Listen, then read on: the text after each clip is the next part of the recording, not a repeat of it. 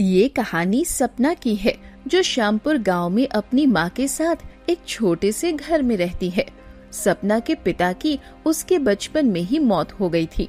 पहले तो माँ महल में काम करके अपना और सपना का पेट पालती रही, मगर अब वो बूढ़ी हो गई थी। उससे अब और काम नहीं हो पाता था। काफी दिनों से वो बीमार थी और घर में राशन भी खत्म होने वाला था। अरे सपना बेटी, मुझे बहुत भूख लगी है, जल्दी से मुझे चावल तो बना कर दे दो। जब से मुझे ये बीमारी लगी है तब से मेरी भूख भी बर्दाश्त के बाहर हो गई है। सपना, जो उस समय अपने कमरे में बैठी कुछ सोच रही थी, माँ की बात सुनकर और भी ज्यादा परेशान हो गई। मैं कब से यही सोच रही हूँ कि आज शाम मैं माँ को खाने में क्या दूंगी। माँ को भूख लगी है, अब वो खाना मांग रही है। उन्हें क्या बोलूं, कैसे बताऊं कि राशन कब का खत्म हो गया। जो थोड़े से चावल रह गए थे कल उन्हें बनाकर दे दिए। सपना इन्हीं सोच में डूबी थी कि फिर से गीता ने उसे आवाज दी। अरे बेटी, कहाँ हो तुम? सुनती हो, कब से बुला रही हूँ। भूख लगी हुई है, मुझे चावल बना कर दे दो। अब सपना अपनी माँ के पास उठ कर आ गई। माँ, घर में खाना खत्म हो गया है। आज मैं चंपा के घर भी खाना लेने के लिए गई थी, मगर उसने भी खाना देने से मना कर दिया।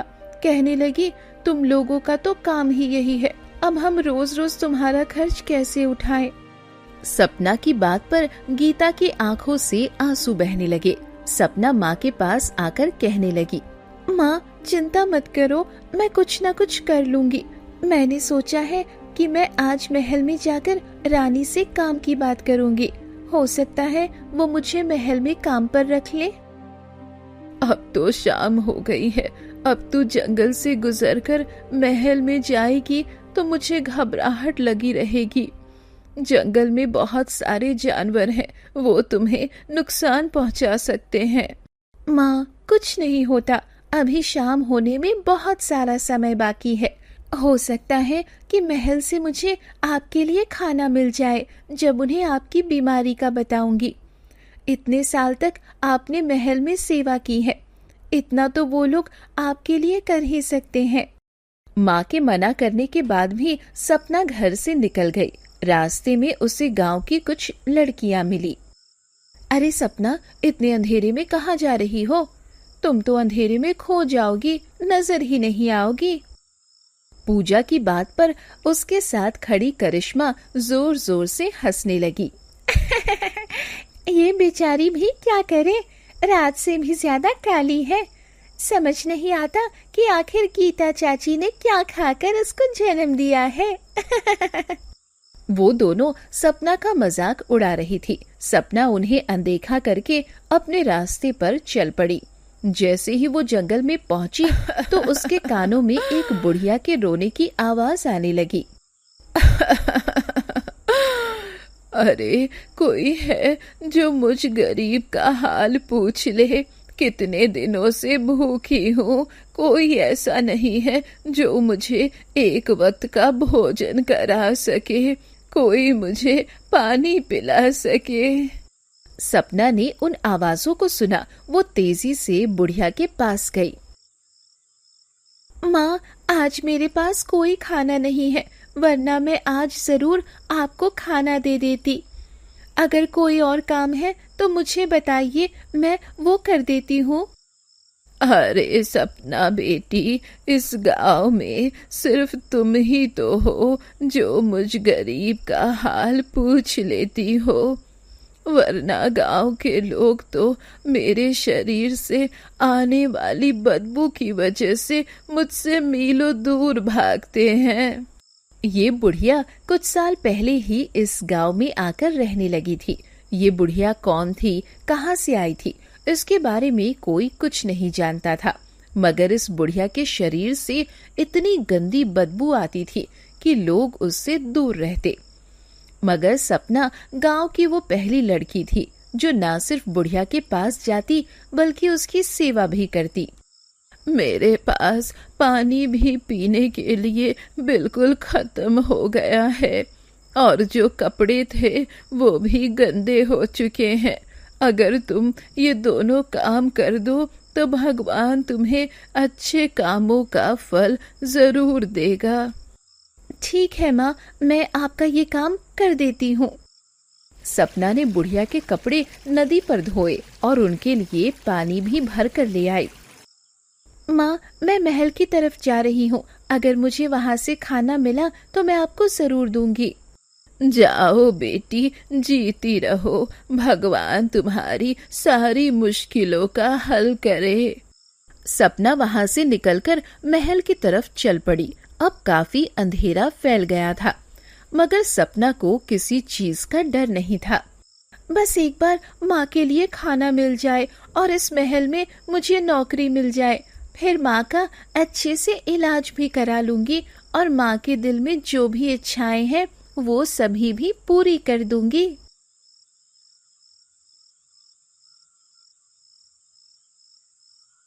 जब सपना महल में पहुंची तो रात हो गई थी। रास्ते में महल के दरवाजे पर दरवानों ने उसे रोक लिया। मैं गीता की बेटी हूँ, जो सालों तक इस महल के लोगों की सेवा करती रही है। मैं काम के लिए यहाँ पर आई हूँ। अगर हो सके तो रानी तक मेरा संदेश पहुँचा दो कि मैं अपनी माँ की तरह उनकी बहुत अच्छे से सेवा करूँगी। दरबान ने महल के अंदर सपना का संदेश भेजा। अच्छा, वो गीता जो मेरी खास दासी थी, वो बहुत अच्छा ख्याल रखती थी और खाना भी बहुत अच्छा बनाती थी। उसकी बेटी भी तो माँ जैसी होगी। मुझे ऐसे ही किसी दासी की जरूरत थी। उसे मेरे पास भेजो, मैं उसे जरूर काम पर रखूंगी। सपना खुशी खुशी महल के अंदर आई। महल में हर तरफ चिराग जल रहे थे। जब सपना वहाँ पर आई तो उसे देखकर रानी जोर से चिल्लाई, अरे ये कौन है? ये कोई आत्मा है या भूतनी? इतनी डरावनी, इतनी काली लड़की इस महल में आने किसने दिया? रानी साहिबा, ये सपना है, गीता की बेटी। आपने खुद ही इसे महल में बुलाने को कहा था। अब की बार रानी और राजकुमारी जोर जोर से हंसने लगी। अरे, मैं तो समझी थी कि सपना अपनी माँ की तरह सुंदर होगी। अरे, ये लड़की किसका सपना होगी? इसे तो असलियत में देखकर इंसान डर जाए। और नहीं तो क्या माँ, और हमारे महल में दासी बनने के लिए ये लड़की रह गई है। इसे अंधेरे में देखकर तो मैं मर ही जाऊंगी माँ। इसे महल से निकालो, इसे देखकर मुझे डर लग रहा है। रानी और राजकुमारी दोनों ही सपना को देखकर जोर जोर से हंसने लगी और उसका मजाक उड़ाने लगी। आज तक गांव के सभी लोगों ने मेरा मजाक उड़ाया, मुझे बदसूरत कहा, मुझे काली कहा, मगर कभी किसी की बात मुझे इतनी बुरी नहीं लगी। पता नहीं क्यों रानी और राजकुमारी की बातें मेरे दिल में चुभ गई है। सपना कुछ कहे बिना वहाँ से बाहर आ गई तो रास्ते में उसे जमुना मिली, जो उसकी माँ की सहेली थी। अरे, तुम सपना हो ना, गीता की बेटी? तुम आज यहाँ कैसे? और ये तुम्हें हुआ क्या है? इतना रो क्यों रही हो? तुम्हारी माँ तो ठीक है ना?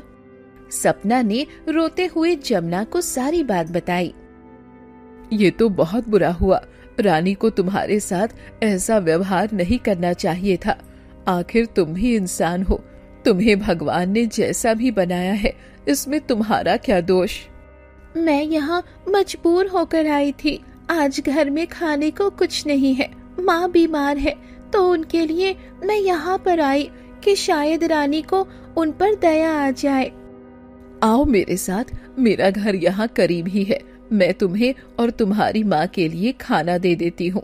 सच में बेटा, मैं खुद भी गरीब हूँ, छोटे छोटे बच्चे हैं, इसीलिए थोड़ा सा ही खाना मैं दे सकती हूँ। कोई बात नहीं, आपका प्यार मेरे लिए काफी है। आप मेरे लिए जितना कर रही हैं वो भी बहुत है। आजकल कोई किसी के लिए इतना भी नहीं करता। जमुना उसे अपने साथ घर लाई और उसे थोड़ा सा खाना दिया। ये तुम्हारे और तुम्हारे माँ के लिए आज के दिन काफी हो जाएगा। कल हो सका तो मैं तुम दोनों माँ बेटी के लिए खाना भेज दूंगी। इसकी जरूरत नहीं है चाची, कल मैं कोई ना कोई काम ढूंढ लूंगी। आपने जितना किया वो बहुत है। सपना वहां से बाहर आई तो जंगल में वो बुढ़िया के पास गई। माँ, ये थोड़ा सा खाना आप रख लो, बाकी खाना मैं अपनी माँ को दूंगी। वो बीमार है और उन्हें बहुत भूख लगती है। जीती रहो बेटी, खुश रहो, भगवान तुम्हें बहुत दे। घर आने के बाद सपना ने सारी बात माँ को बताई, उसे खाना दिया और खुद भूखे पेट सो गई। कल अगर भगवान ने चाहा तो मुझे कहीं न कहीं काम मिल जाएगा, और अगर मुझे काम मिल गया तो अपनी माँ के साथ साथ इस बूढ़ी माँ का भी बहुत सारा ख्याल रखूंगी, दोनों की ही खूब सेवा करूंगी।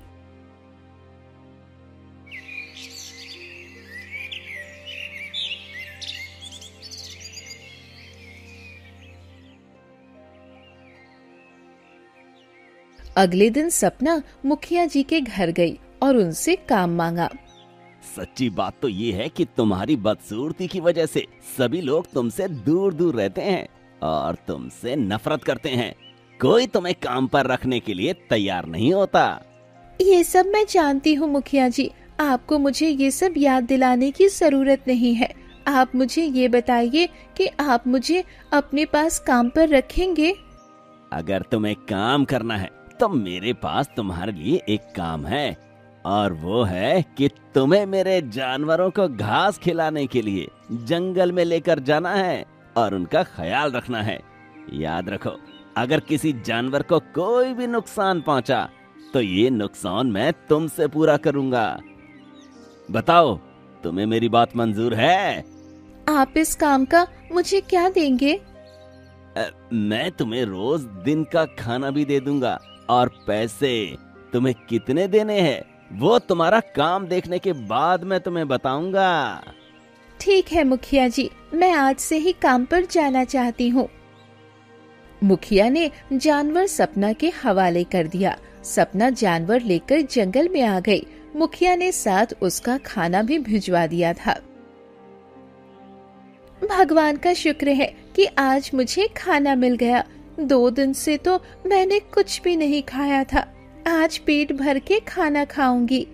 जैसे ही सपना जंगल में बैठकर खाना खाने लगी, उसे बुढ़िया की आवाज सुनाई दी। बहुत भूखी हूँ मैं, पेट में भूख से चूहे दौड़ रहे हैं। अरे कोई है जो मेरी मदद करे? सपना ने आवाज सुनी तो तेजी से बुढ़िया के पास आई। माँ, मेरे पास खाना है, हम दोनों मिलकर खा लेंगे, हम दोनों की ही भूख मिट जाएगी। सपना उस बुढ़िया के पास बैठकर खाना खाने लगी।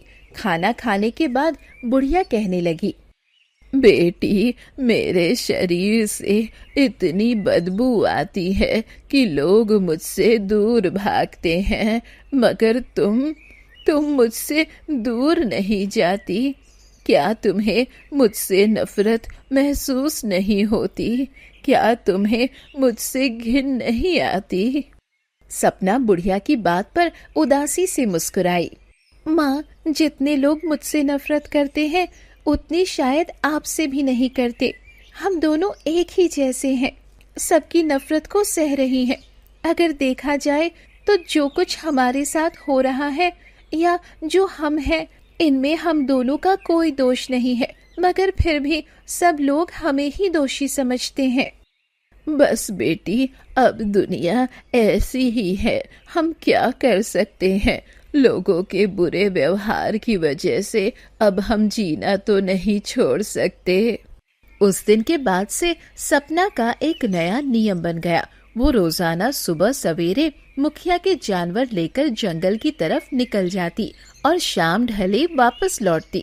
मुखिया उसे रोजाना 2 रोटियां और थोड़ा सा सालन पोटली में बांध कर दे देता, जो सपना बुढ़िया के साथ मिलकर खाती। भगवान का लाख लाख शुक्र है कि उसने मेरे लिए काम का रास्ता बना दिया। अब कम से कम मैं और मेरी बीमार माँ भूखे तो नहीं सोते। बेटी, तुम अपने हिस्से का आधा खाना मुझे खिला देती हो, क्या तुम्हें भूख नहीं लगती? तुम्हारा शरीर तो पहले ही बहुत कमजोर हो चुका है। माँ, पेट तो मुट्ठी भर अनाज से भी भर जाता है, लेकिन किसी को भूखा देखकर जो तड़प मेरे दिल में होती है वो खाना खाने से नहीं मिटती। इसी तरह एक पूरा महीना गुजर गया। सपना ने बड़ी मेहनत से मुखिया के जानवरों को चराया, उनकी रक्षा की और एक भी जानवर को खरोच तक नहीं आने दी। आज 1 महीना पूरा हो गया है। मुखिया जी ने वादा किया था कि वो मेरा काम देखकर मुझे पैसे देंगे। आज मुझे पूरा महीना बीत गया है। आज माँ की पसंद का खाना बनाऊंगी। सपना खुशी खुशी मुखिया के घर पहुंची और तमाम जानवर बाड़े में बांधने के बाद मुखिया के सामने जाकर खड़ी हो गई। मुखिया ने अपनी जेब से कुछ सिक्के निकाले और नफरत से सपना की तरफ उछाल दिए, जो जमीन पर गिरकर बिखर गए। ये लो, तुम्हारी पूरे महीने की मजदूरी। अब जाओ यहाँ से, मेरा वक्त खराब मत करो। मुझे और भी बहुत से काम निपटाने हैं। मुखिया जी, ये तो बहुत कम पैसे हैं। सिर्फ इतने से सिक्के में तो 1 हफ्ता का राशन भी नहीं आएगा। मैंने पूरा महीना दिन रात एक कर दी थी। क्या मेरे काम में कोई कमी थी? क्या मैंने किसी जानवर को नुकसान होने दिया? अरे काली कलूटी, जबान मत चला। क्या तुम्हें ये नजर नहीं आता कि मैं तुम्हें रोजाना पेट भर खाना भी देता रहा हूँ? खाने के पैसे क्या आसमान से आते हैं? वे पैसे मैंने तुम्हारी मजदूरी से काट लिए हैं। जितना दिया है उतना रखो, वरना ये भी नहीं मिलेगा। सपना की आंखों में आंसू आ गए। उसे अपनी मेहनत मिट्टी में मिलती दिखाई दी और सबसे बढ़कर उसे अपनी बीमार माँ का चेहरा याद आने लगा। आप बड़े आदमी हैं, क्या आपको एक गरीब की बद्दुआ से डर नहीं लगता? जो मेरी मेहनत का हक बनता है वो तो मुझे दे। ये नाइंसाफी है मुखिया जी। भगवान आपको कभी माफ नहीं करेगा। आपने मेरी मजबूरी का फायदा उठाया है। सपना रोती हुई वहाँ से निकल गई और सीधी जंगल की तरफ भागी। वो उसी पेड़ के नीचे बैठकर फूट फूट कर रोने लगी, जहाँ वो रोजाना उस बुढ़िया के साथ बैठकर खाना खाया करती थी।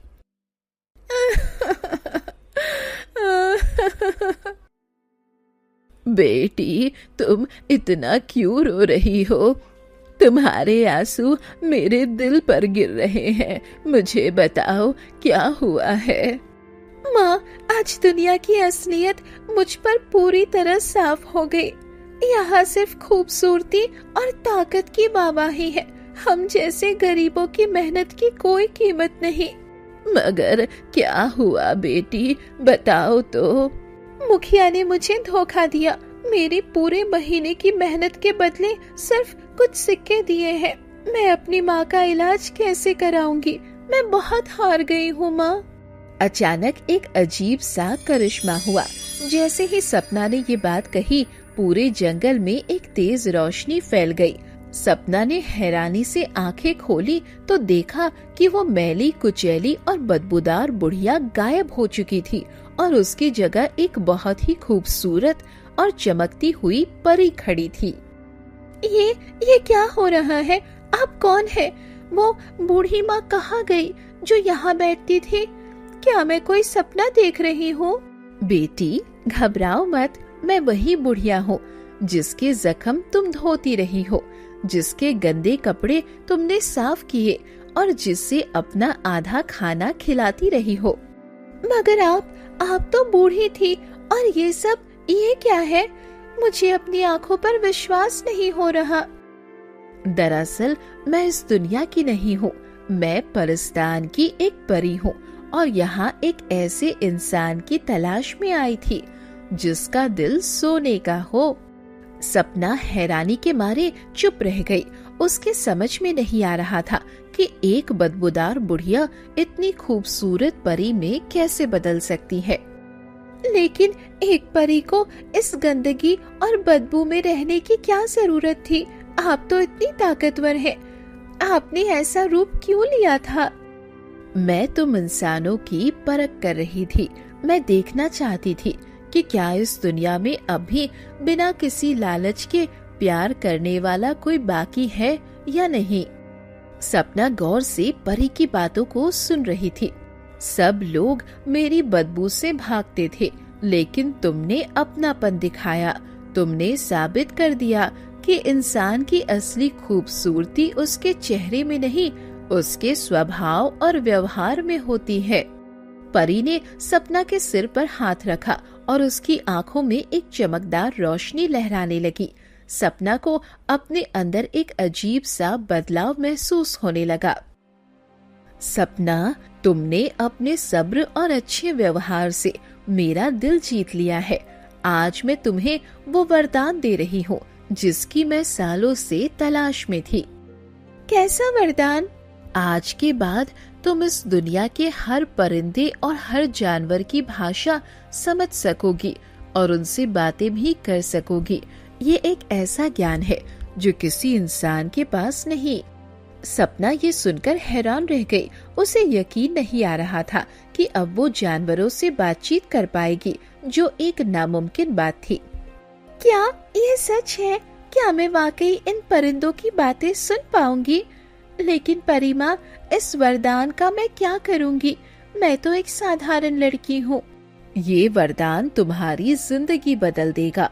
बस एक बात याद रखना, ये राज किसी पर जाहिर मत करना कि मैं एक परी हूँ और मैंने तुम्हें ये शक्ति दी है।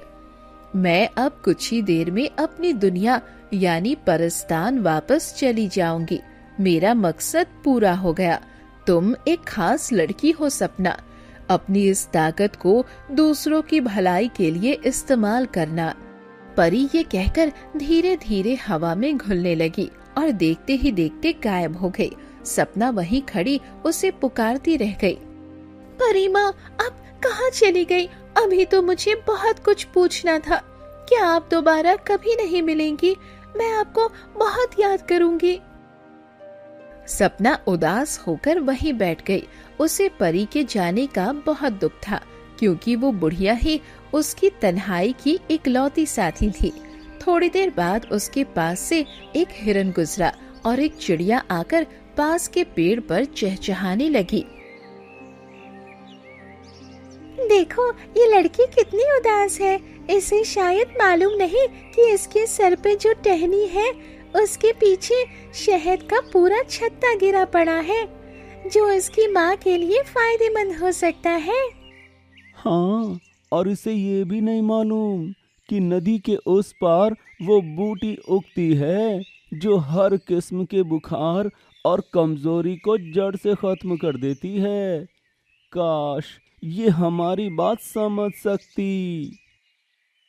सपना उछलकर खड़ी हो गई। वो हैरान थी कि वो उनकी एक एक बात समझ रही थी। उसने जोश में आकर चिड़िया से बात करना शुरू कर दिया। चिड़िया, क्या तुम वाकई शहद के बारे में बात कर रही हो? और हिरन, क्या तुम मुझे उस बूटी का रास्ता दिखा सकते हो जो मेरी माँ को ठीक कर देगी? चिड़िया और हिरन दोनों चौंक गए। उन्हें यकीन नहीं आया कि एक इंसान उनकी भाषा में जवाब दे रहा है।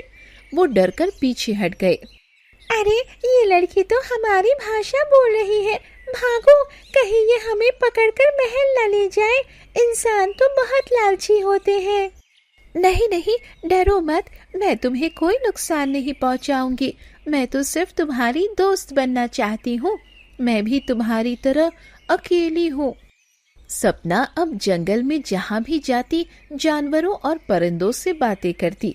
उसे अब इंसानों की जरूरत महसूस नहीं होती थी, क्योंकि उसे सच्चे दोस्त मिल गए थे। जब वो गांव वापस आई और मुखिया के जानवरों को हाँकते हुए उनसे बातें करने लगी, तो गांव के लोग उसे अजीब नजरों से देखने लगे। देखो जरा इस सपना को, अब तो ये बिल्कुल ही पागल हो गई है। अकेली खड़ी गाय और भैंसों से ऐसे बातें करती है जैसे वो इसके रिश्तेदार हो। सच कहा तुमने। लगता है गरीबी और इसकी बदसूरती ने इसके दिमाग पर असर कर दिया है। अब ये इंसानों से नहीं, जानवरों से दोस्ती कर रही है। गांव वाले उसके पास से गुजरते हुए ठहाके लगाते और उसे पागल सपना कहकर पुकारने लगे। सपना के कानों में उनकी बातें पड़ती, मगर वो अब मुस्कुराती रहती। हंसते रहो तुम सब, तुम्हें क्या मालूम कि इन जानवरों के दिल तुम्हारे दिलों से कहीं ज्यादा साफ है। ये धोखा नहीं देते और ना ही किसी का मजाक उड़ाते हैं। परी माँ ने कहा था कि ये राज किसी को ना बताओ। मैं खामोश रहूंगी, लेकिन इन जानवरों की मदद से अपनी माँ को जरूर ठीक करूंगी।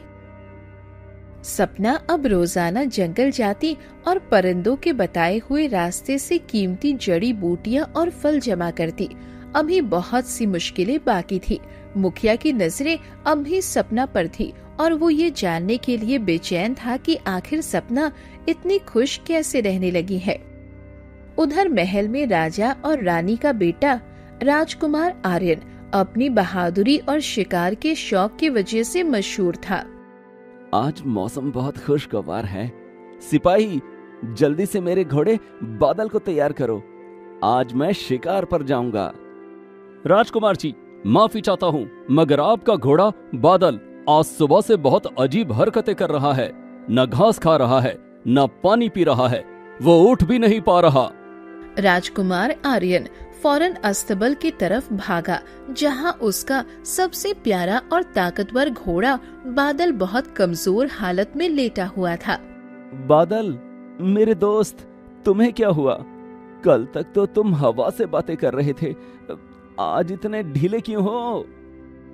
काश मैं अपने मालिक को बता सकता कि मेरे साथ क्या हो रहा है। कोई जहरीली चीज मुझे अंदर ही अंदर खत्म कर रही है।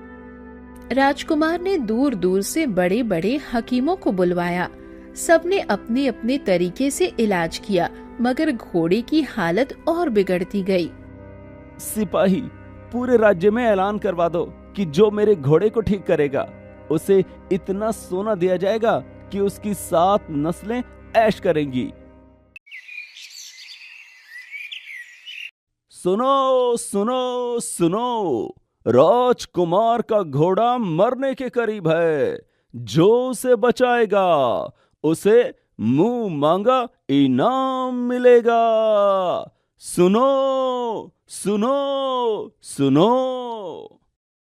सपना ने जब ये ऐलान सुना तो उसकी आंखों में उम्मीद की चमक आ गई। उसे लगा कि ये अपनी माँ का इलाज करने का बेहतरीन मौका है।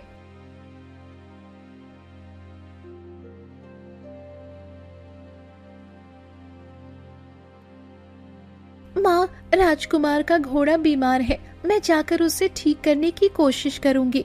मुझे यकीन है कि भगवान मुझे मेरे मकसद में जरूर सफल करेगा। बेटी, वो शाही महल है, वहाँ बड़े बड़े हकीम नाकाम हो गए। तुम जैसी आम सी लड़की का वहाँ क्या काम? तुम्हें कोई अंदर भी नहीं जाने देगा। माँ, एक बार मुझे कोशिश कर लेने दो। मुझे विश्वास है कि मैं कामयाब लौटूंगी। सपना किसी की बात सुने बिना महल पहुँच गई। दरबान ने उसे देखा तो हंसते हुए रास्ता रोक लिया। अरे काली कालोटी, यहाँ क्या लेने आई हो? मैं घोड़े का इलाज करने के लिए आई हूँ।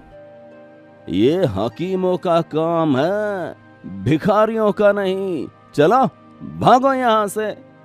मैं भीख मांगने नहीं आई हूँ, मैं राजकुमार के घोड़े का इलाज करने आई हूँ। अगर वो ठीक ना हुआ तो तुम जिम्मेदार होगे। सपना की आवाज राजकुमार के कानों में पड़ी तो वो खुद बाहर निकल आया। सपना की सूरत देखकर वो भी एक पल के लिए हिचकिचाया। तुम एक मामूली लड़की होकर दावा कर रही हो कि इस घोड़े को ठीक कर दोगी, जिसे नामी गिरामी हकीम ठीक न कर सके? राजकुमार जी, काबिलियत चेहरे से नहीं, काम से पहचानी जाती है। मुझे बस थोड़ा वक्त दे और सबको यहाँ से बाहर निकाल दे। राजकुमार ने सपना का भरोसा देखकर उसे इजाजत दे दी। सपना आहिस्ता से घोड़े के पास गई और उसकी गर्दन पर हाथ फेरा। बादल दोस्त, मुझे बताओ तुम्हें क्या तकलीफ है? मैं तुम्हारी भाषा समझ सकती हूँ, डरो मत। तुम मेरी भाषा समझती हो? हे लड़की, इस अस्पताल के कोने में एक पुराना छेद है जहां एक काला नाग रहता है। क्या वो सांप तुम्हें काटता है? तुम्हारी हालत इतनी खराब क्यों हो गई है? नहीं, वो रोजाना रात को मेरे पांव पर चढ़कर मेरा खून पीता है और जहर छोड़ देता है, जिसकी वजह से मैं दिन ब दिन सूखता जा रहा हूँ। सपना फौरन खड़ी हुई और बाहर खड़े राजकुमार और सिपाहियों को अंदर बुलाया। बाहर खड़ा राजकुमार हैरानी से सोच रहा था, ये लड़की क्या कर रही है। राजकुमार जी, अस्तबल के इस दाएं कोने में जो लकड़ी का तख्ता है उसे हटाइए, वहाँ एक जहरीला सांप छुपा बैठा है। क्या? यहाँ तो सफाई रोज होती है, सांप कहाँ से आएगा? सिपाहियों, देखो ये लड़की क्या कह रही है। जैसे ही सिपाहियों ने तख्ता हटाया, वहाँ से एक खौफनाक काला नाग फैलकर बाहर निकला। सिपाहियों ने फौरन उसे मार गिराया। हैरानी है, तुम्हें कैसे पता चला कि यहाँ सांप है? बस आप इस बात को छोड़ें, मैं इस बात का आपको जवाब नहीं दे सकती। एक पल को राजकुमार चुपचाप खड़ा हो गया। मगर अब मेरा घोड़ा कैसे ठीक होगा? इसके शरीर में तो जहर फैल चुका है। आप फिक्र ना करें, मैं अभी जंगल से वो जड़ी बूटी लेकर आती हूँ जो इस जहर को जड़ से खत्म कर देगी। सपना जंगल भागी और अपने हिरन दोस्त की मदद से जहर मार बूटी ले आई। उसने बूटी का लेप घोड़े के जख्म पर लगाया और उसे कुछ पत्ते खिलाए। सपना, हम जानते हैं पहाड़ी के पीछे एक नीले फूल वाली बेल उगती है। उसका रस अगर जख्म पे लगाया जाए तो जख्म एक रात में भर जाएगा। सपना ने मुश्किल रास्ता तय करके वो जड़ी बूटी हासिल की और महल पहुंच गई। वहां राजकुमार दर्द से तड़प रहे थे। राजकुमार जी, हिम्मत न हारे, मैं आपके लिए शिफा लेकर आई हूँ। ये जड़ी बूटी आपके पाँव को दोबारा सही कर देगी। सपना, तुम दोबारा मेरी जिंदगी बचाने आई हो। मुझे तुम पर पूरा भरोसा है, जो करना है करो। सपना ने वो जड़ी बूटी राजकुमार के पाँव पर लगाई। अगली सुबह जब राजकुमार उठे तो उनका पाँव बिल्कुल साफ था, जैसे वहाँ कभी कोई जख्म था ही नहीं। ये तो चमत्कार है सपना, तुमने मुझे अपाहिज होने से बचा लिया। मैं तुम्हारा ये एहसान जिंदगी भर नहीं उतार सकता। राजकुमार ने फैसला कर लिया कि वो ऐसे ही समझदार लड़की को अपनी जिंदगी का साथी बनाएंगे। उसने भरे दरबार में सपना से शादी का ऐलान कर दिया। बेटा, ये तुम क्या कह रहे हो? एक गरीब और काली लड़की महल की मालकिन बनेगी, लोग क्या कहेंगे? हाँ भाई, ये तो देखने में भी अच्छी नहीं है। हमारे खानदान की नाक कट जाएगी, लोग हंसेंगे हम पर। खामोश हो जाइए सब। इंसान की पहचान उसके रंग रूप से नहीं, उसके किरदार और अक्ल से होती है।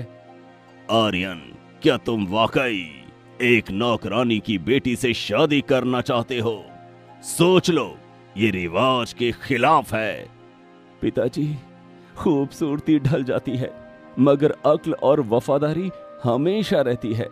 सपना ने मेरी और मेरे घोड़े की जान बचाई है। वो इस महल की असली हकदार है। राजकुमार के इस फैसले ने सबको हैरान कर दिया। सपना, जो कल तक एक आम लड़की थी, आज महल की शहजादी बनने जा रही थी। राजकुमार जी, मैं तो एक मामूली लड़की हूँ। आपने मुझे इतनी इज्जत दी कि मैं बता नहीं सकती। सपना, तुम मामूली नहीं हो। तुम्हारा दिल सोने का है और तुम्हारी अक्ल हीरे जैसी। हमारे राज्य को ऐसी ही रानी की जरूरत है जो सबका ख्याल रख सके। सपना और राजकुमार की शादी धूमधाम से हुई। सपना ने ये बात साबित कर दी कि सच्ची खूबसूरती इंसान के अंदर होती है। अगर आपका दिल साफ है तो पूरी कायनात आपकी मदद के लिए खड़ी हो जाती है।